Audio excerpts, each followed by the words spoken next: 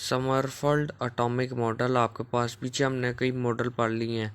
Bohr का पढ़ लिया है और रदरफोर्ड का पढ़ लिया है। सबके हमने मॉडल पढ़ लिए हैं। जो हमारे पास बोहर था उसमें ये जो है हमारे पास ये इक्वेशन आ गई थी, ठीक है ना।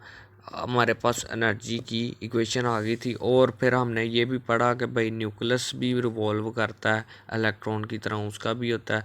अब समरफेल्ड एटॉमिक मॉडल भी हमने पढ़ा और उसकी वो इसलिए हमने इंट्रोड्यूस समरफेल्ड ने इंट्रोड्यूस किया क्योंकि आपके पास जब आप किसी भी गैस को गर्म करते थे उसके बाद उसे ठंडा करते थे, तो ये समझ लो जैसे हमारे पास एक एटम है, तो वो इलेक्ट्रॉन जब ठंडे होकर नीचे शेल में आते थे वो एनर्जी इमिट करते थे, ठीक है ना। अगर वो पहले वाले शेल में आते हैं तो फिर वो उनकी जो है वो लाइमन सीरीज़ करेंगे, क्योंकि पहले वाले शेल में सबसे ज़्यादा एनर्जी का डिफरेंस होगा और सबसे ज़्यादा एनर्जी वाली लाइट आएगी जिसे हम अल्ट्रा वायलेट भी कहते हैं। दूसरे वाले शेल में आएंगे ऊपर से कहीं से भी तो वह बल्मर सीरीज़ होंगी, और ऊपर ऐसे ही ब्रैकेट पफेंड वगैरह वो इंफ्रारेड होती हैं, ठीक है, ऊपर वाली वो, और बीच वाली विजिबल होती हैं, और सबसे पहले शेल वाली अल्ट्रा वायलेट रेज होती हैं। तो देखो ये सारी एनर्जी निकलती है और लाइट हमें नज़र आती है। और वो कैसे आती है, जब आप उसे लाइट को प्रिज्म से देखो तो वो अलग-अलग आपको नज़र आ जाती है। मगर आप अगर उसे और ज़्यादा मैग्नीफाई कर दो, मैग्नीफाइंग ग्लास से उसको देखो उसी लाइट को, तो आपको पता लगेगा उन लाइंस का, वो जो लाइट आपको लाइनें लकीरें नज़र आ रही हैं ना, जिन्हें हम समझते थे कि वो एक है के शेल में जो जा रही हैं, पहले वाले शेल में जो के शेल में जा रही हैं, जो आपके पास लाइमन सीरीज़ हैं, वो अल्ट्रा वायलेट रेज और बाल्मियर और बाकी के पे फंड वगैरह ब्रैकेट वगैरह जो इंफ्रारेड हैं, उनको मैग्नीफाइंग करने के बाद हमने वो समझते थे कि एल शेल में इलेक्ट्रॉन जा रहे हैं, लेकिन उनकी भी आगे से सब शेल थे, और ज़्यादा उनकी लकीरें हमें लाइट की लाइंस नज़र आ रही थी, उनके बीच में भी और ज़्यादा मैग्नीफाइंग। तो वो क्या चीज़ थी, वो असल में हमें तब पता लगा कि भाई ये समरफेल्ड ने बताया कि भाई एक शेल के आगे सब शेल होते हैं, जो कि ये इन लाइंस को डिवाइड, जिन्होंने ये लाइंस जो डिवाइडेड हैं, ये असल में एक शेल के आगे से सब शेल हैं। जैसे कि ये मेरे पास एक दूसरा शेल है, दूसरे शेल में दो सब शेल होते हैं जिसे हम एस और पी कहते हैं। पहले शेल में सिर्फ एक शेल होता है जिसे हम एस कहते हैं। तीसरे शेल में तीन होते हैं, एस पी डी। चौथे में चार होते हैं, एस पी डी एफ।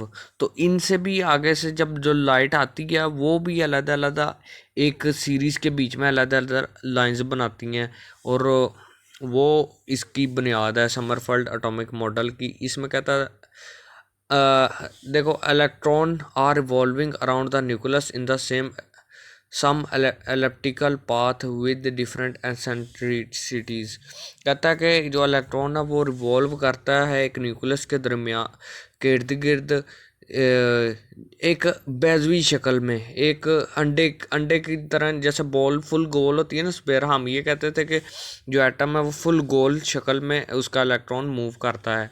लेकिन वो असल में क्या होता है, इलेक्ट्रॉन जो है ना वो जो है इस तरह मूव करता है, ठीक है। एस सब शेल में एस शेल जो के शेल है वो पूरा गोल होता है क्योंकि उसमें ऐसे होता है। बाकी के जो इलेक्ट्रॉन है वो ऐसे बेजवी शक्ल में होते हैं, ठीक है। और इसकी वजह से भाई इलेक्ट्रॉन मूव कर रहा है। इसके दो एक्सिस हैं, एक है ये माइनर एक्सिस जिससे आप पेरिहेलियन पोजीशन कहते हैं, ठीक है। इधर क्योंकि ये यहाँ पे इलेक्ट्रॉन अगर होगा तो इसकी ये करीब तरीन होगा, इसको इलेक्ट्रोस्टैटिक फोर्स बड़ी ज़्यादा होगी, इधर वेलोसिटी भी बहुत ज़्यादा होगी। जो दूर होगा जिसे मेजर एक्सिस कहते हैं हम, ये एपहेलियन पोजीशन है। अगर यहाँ पे इलेक्ट्रॉन होगा तो वेलोसिटी मिनिमम होगी और इलेक्ट्रोस्टैटिक फोर्स भी आपकी जो है वो कम होगी, ठीक है। तो इसके बीच में आपके पास ये इलेक्ट्रॉन की वेलोसिटी भी चेंज हो रही है, इसकी अट्रैक्शन भी, इलेक्ट्रोस्टैटिक फोर्स भी चेंज हो रही है। ये दूसरे आपको पॉइंट में ये कह रहा है कि भाई इलेक्ट्रॉन हर चीज़ चेंज हो रही है उसकी। अब वेलोसिटी में चेंज हो रहा है, इसका मतलब कि इलेक्ट्रॉन का मास भी चेंज हो रहा है।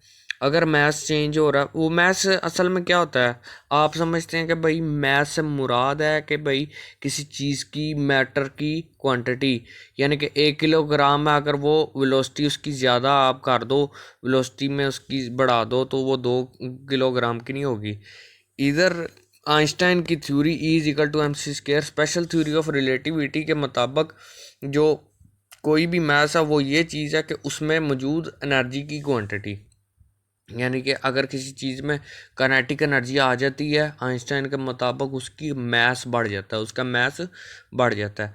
तो maths relativity, special theory of relativity के मुताबिक, आइंस्टाइन के इस थ्योरी के मुताबिक उसकी एनर्जी की क्वांटिटी है, ठीक है। उस एनर्जी की क्वांटिटी को बढ़ा दोगे तो उस चीज़ का मैस बढ़ जाएगा।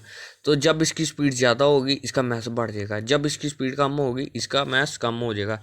तो ये हमारे पास एक इक्वेशन है मैस की, जो आपके पास मोशन में है। तो ये देखो मैस है आपके पास इलेक्ट्रॉन का, ये मोशन वाला, ये एम नोड है, ये जो आपका मैस ओरिजिनल है इस इलेक्ट्रॉन का, रेस्ट पे इसका ओरिजिनल मैस होता है।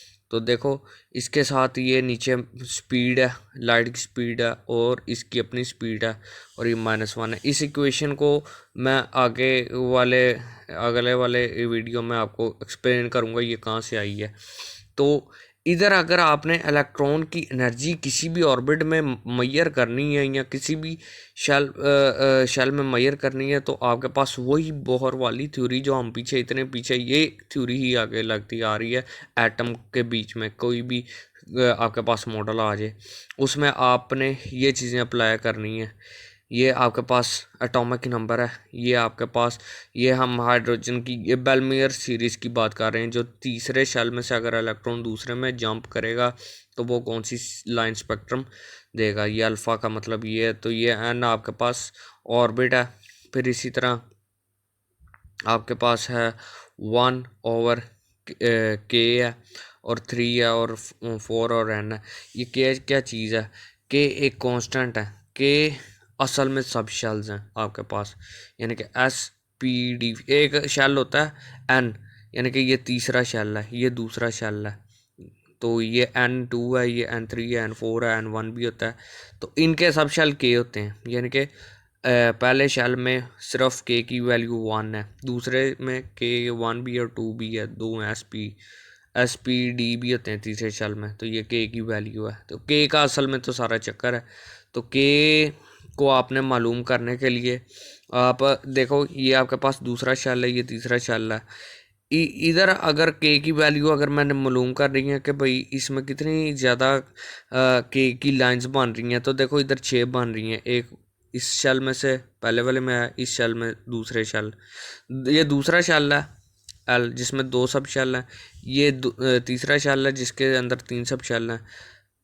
दूसरे शेल के पहले वाले सब शेल में से जब दूसरे वाले के पहले वाले में आएगा, और इसी तरह दूसरे वाले के पहले वाले में से दूसरे वाले के पहले में आएगा, इसी तरह ये ऐसे आप देख रहे हो एनर्जी आएगा। तो ये आपके पास 6 लाइंस बनेंगी, ठीक है ना। इन 6 लाइंस को आप सीरीज़ ये मानी के तीसरे सब शेल में से दूसरे में से जब भी इलेक्ट्रॉन जंप करेगा तो उसे मैग्नीफाई करके देखोगे तो आपके पास 6 लाइनें बनेंगी। उन लाइंस की आगे फाइन लाइंस भी होंगी जिसे मैग्नीफाई करके आप देखोगे। तो ये आपके पास पूरा है, और इसका मैं अगली वीडियो पे आपको बताऊंगा ये मैथ्स का।